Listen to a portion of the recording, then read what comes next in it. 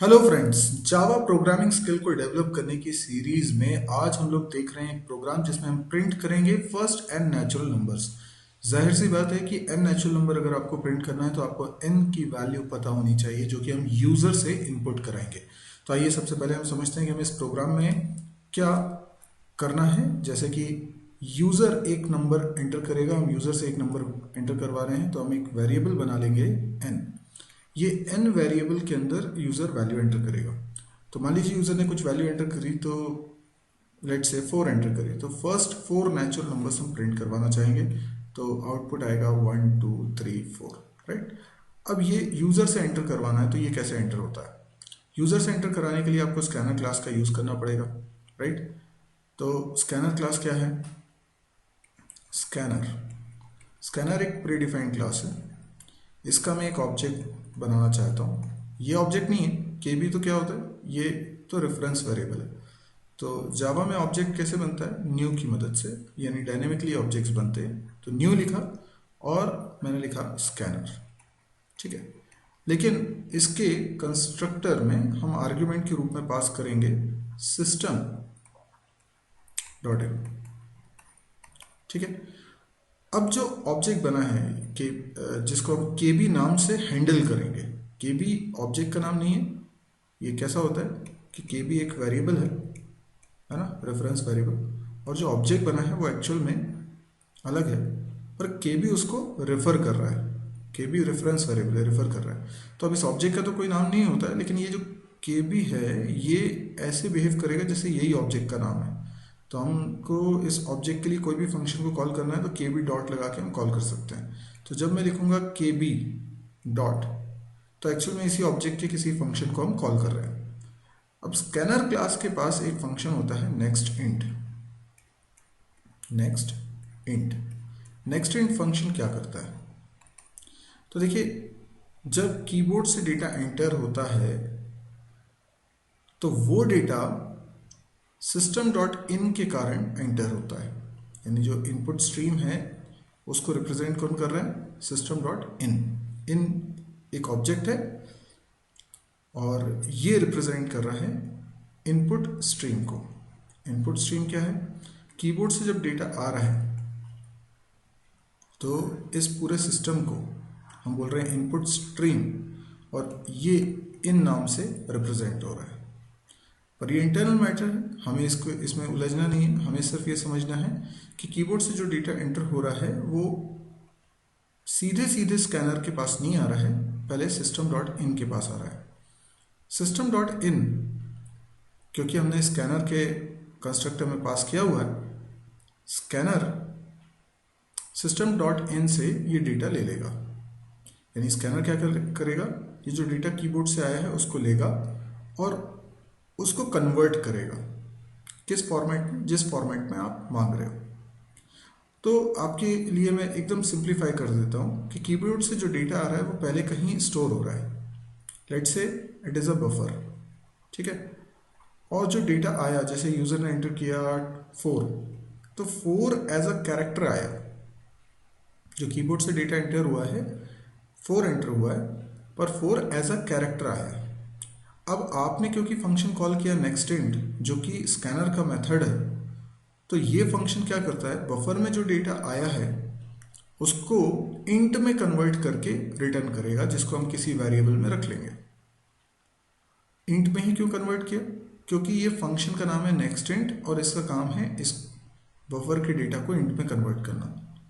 अगर मैं next float function को कॉल करता तो बफर में जो डेटा है उसको फ्लोट में कन्वर्ट करता।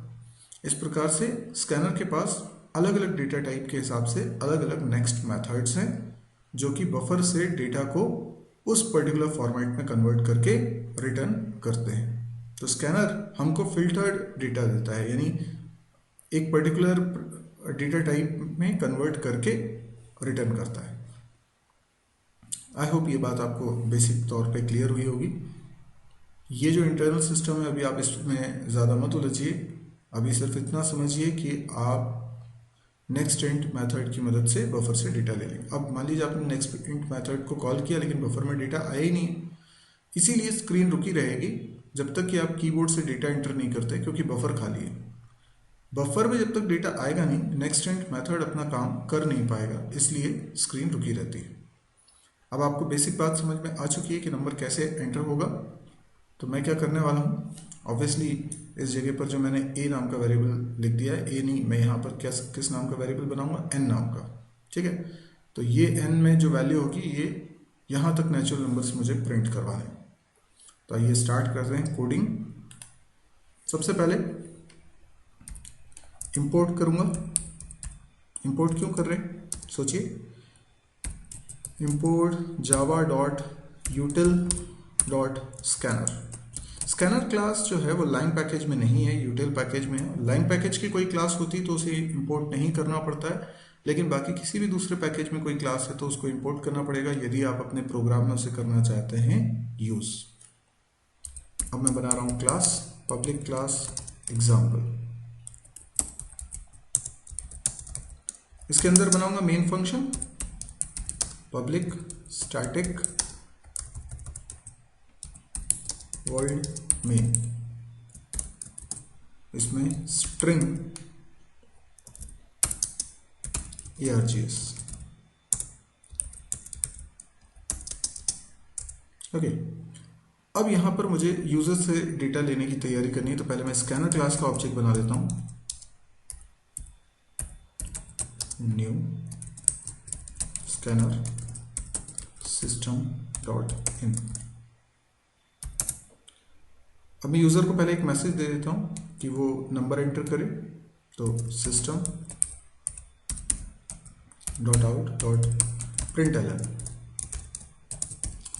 Enter a natural number.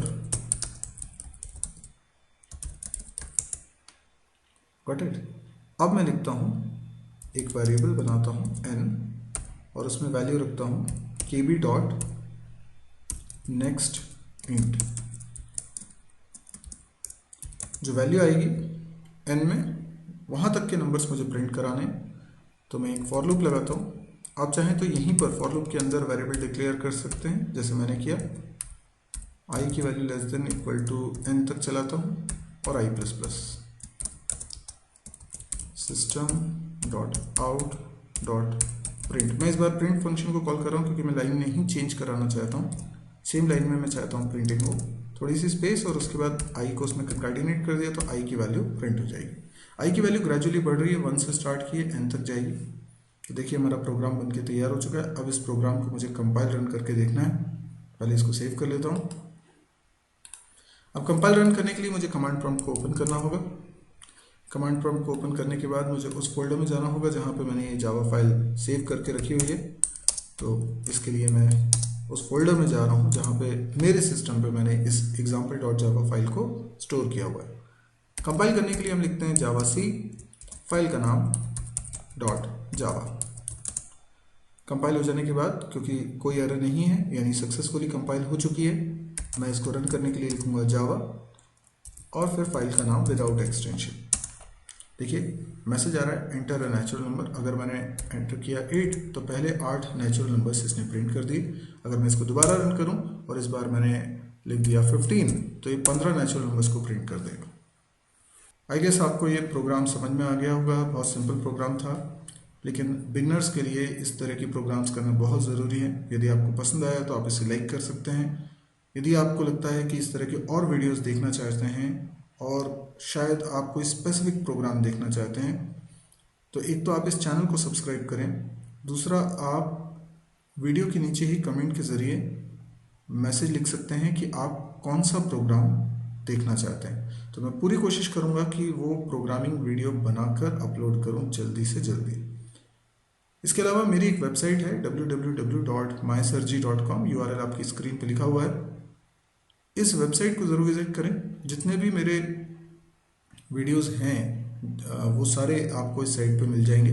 हो सकता है कि आप जो YouTube चैनल देख रहे हैं इसके अलावा दूसरे और भी कई YouTube चैनल्स मेरे चल रहे हैं, उनमें रखे वीडियोस तक आप नहीं पहुंच पाए अभी तक, तो उनको ढूंढने के लिए आपको परेशान होने की ज़रूरत नहीं है। आप इस वेबसाइट पे आइए और जावा के अलावा भी बहुत सारे कोर्सेज उसमें रखे हुए हैं, तो आप एक बार इसको विजिट ज़रूर करें ताकि आपको पता चले कि क्या क्या स्टफ़ इसमें है। कैंपस प्रिपरेशन से रिलेटेड वीडियोस भी इसमें हैं। आप इसको एक बार विजिट करेंगे और देखेंगे कि इसमें सारे वीडियोस हिंदी में हैं, फ्री ऑफ कॉस्ट हैं। तो अगर आपको लगे कि ये बहुत यूज़फुल है और बहुत सारे लोगों के काम आ सकती है तो प्लीज़ आप इसको शेयर ज़रूर करिए, क्योंकि हो सकता है कि किसी को इसकी बहुत ज़्यादा ज़रूरत हो और उसको इससे अपना करियर बनाने में बहुत हेल्प मिले। Thank you.